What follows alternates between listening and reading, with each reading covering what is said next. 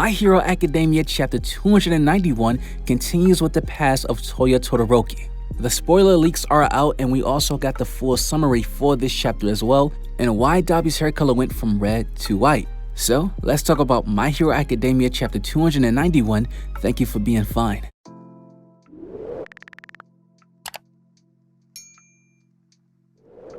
So this chapter begins where we see little Toya surrounded by flames, and the narration implies that he died that day, inside the fireproof place where Endeavor trains. Little Toya flames left that place so hot that the temperature was over 2,000. The narration also implies that Endeavor wasn't there with him when this happened. A lot of us theorized and had the mindset that maybe Endeavor overtrained Toya and this would cause this to happen. However, this chapter gives us confirmation that Endeavor wasn't there, and when he did show up, the only thing they can find was a piece of a lower jawbone. So this ties in and makes sense why Dabi's scars are placed where they are. Now we have some confirmation of lore based on his scars. And also, it makes you wonder, what was Dabi trying to achieve that day? It clearly seemed accidental.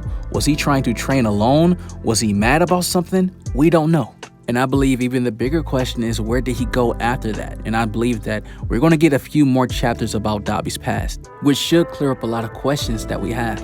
We then see the next few panels with Endeavor and Dabi in the training room, and he noticed that there were some parts of his hair that were turning white. However, Dabi didn't really care. He didn't take it seriously. He just wanted Endeavor to teach him the ultimate move, which was Prominence Burn. Now, this lets us know that, of course, Dabi was born with red hair, but over time, little by little, his hair started to become white. If you also notice in last chapter when Dabi was crying, you see that his hair is red, but in the middle of it is white.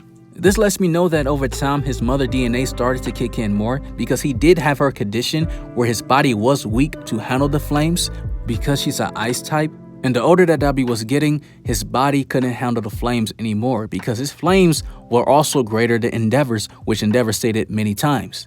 And this is very common within the real world with DNA mutations. Maybe when you're younger, you look more like your mom, but the older you get, you look like your dad, and vice versa. Things like this happen in the real world, and it's very common. But this chapter clears up the confusion, because in the anime we see that his hair was red and not with the white streaks, but now that we know that his hair was red when he was born, but over time his hair became white. Now we do see in the next panel that Endeavor knows that Dabi has greater firepower than him, but he wished that Dabi was born with the half and half quirk just like Shoto, but Shoto wasn't born around this time yet. But he still wants to raise Dabi as a hero, but Ray suggests that maybe her and Endeavor should have another child so they can support each other. So if both siblings become heroes, they can become a sidekick to each other. And this is where Fuyumi was born with the code quirk. Endeavor even stated that both of them didn't have the quirk that he wished for, but he was content. He was fine about it. Just like Shoto, Endeavor put all his ambition into Dabi and thought that he would be the one to crush his jealousy, his hatred, his regret, because we know that Endeavor is only having these children so they could be the one to surpass All Might when he know that he couldn't. That's why he wanted the half and half quirk.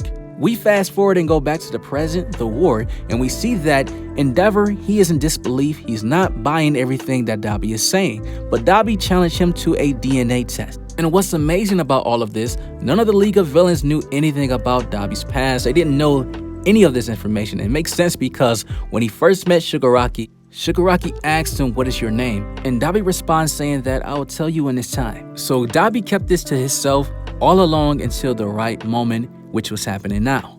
Dabi knew that people were not going to believe everything he said, so he broadcast himself taking a DNA test in all of Japan, and it was a 99% match. And Dabi was able to get Endeavor's blood during the Pro Hero arc, and he exposed Endeavor even more, letting everyone know that Endeavor only have kids to make experiments for his own personal gain. He only cared about himself and no one else. Shoto was his masterpiece. And Dabi asked the public, is Endeavor worthy of having a title, being called the #1 hero? At this point, we should all know Endeavor cannot recover from this. It's very ironic, when the Pro Hero Rankings annual was happening, he told the world to watch him. And well, they are. They're watching Dabi on TV expose you. Like, this is so messed up. What makes it even worse, we see Natsuo is also watching the broadcast, and I can only imagine what's running through Natsuo's head, because Natsuo was very close to Dabi, and this unforgiveness and hate that he has for his father all stems from what happened to Dabi when he was younger. So this may be a bittersweet moment for the whole Todoroki family. They're happy that he is alive, their sibling is alive, or their child is alive in Endeavor and Rei's case. But the thing is, he is a villain, and not only that, he is exposing to the whole world the Todoroki family dirty laundry. Now, we do see Fuyumi in this chapter in the classroom teaching, and we see one of the staffs in the school is trying to get her attention. They're calling her name because they see what's happening on TV, and they're trying to let Fuyumi know that she needs to see what's happening on television.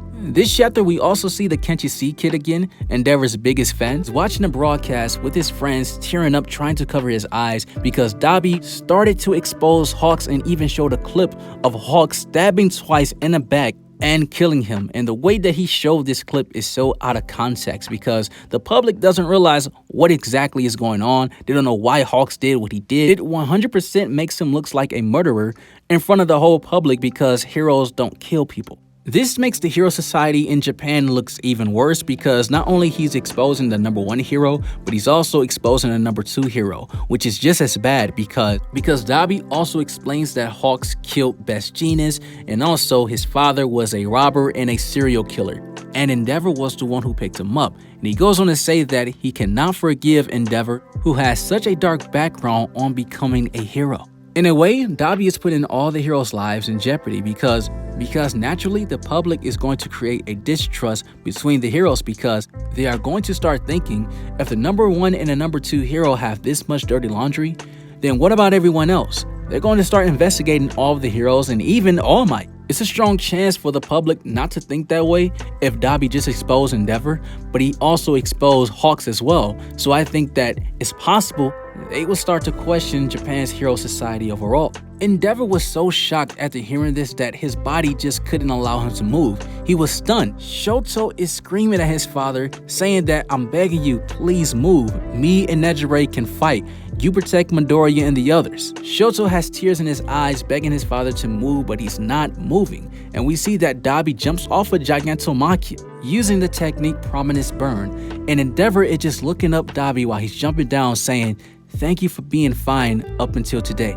Endeavor was going to accept his fate. He was going to allow Dabi to kill him because he really had no reason to fight back because he felt as though he's the one that caused this. And soon as Dabi was going to do a finishing blow to Endeavor, he gets caught on a wire and we see the return of Best Jeanist. And Best Jeanist says, "Starting today, I have returned from work." And that was the end of the chapter. I cannot wait until the official release comes out on Sunday because this chapter and the dynamic of it, when Dabi exposed Hawks saying that he the one that killed Best Jeanist, this changes the entire narrative now that Best Jeanist has returned. So it might be a little doubt for the public knowing the story of Dabi because he said that Hawks killed Best Jeanist, but he's alive. So they may have some disbelief on a lot of things that he said from this point on, just in that regards of Hawks' story. However, he is not completely off the hook because you see clear as day that he kills twice in the back, and everyone in Japan that is watching the broadcast, they saw it. So no matter what happens to the villains, no matter the outcome, the villains have won this war. The heroes have lost because they have crippled hero society. There's only one outcome that can happen that can save the situation, a positive outcome. Is by you subscribing to the channel. I do My Hero Academia content and Black Clover Weekly on the channel, so if you guys want to stick around for that, feel free to do so. You guys have an awesome life, take care of yourselves, and I'm out.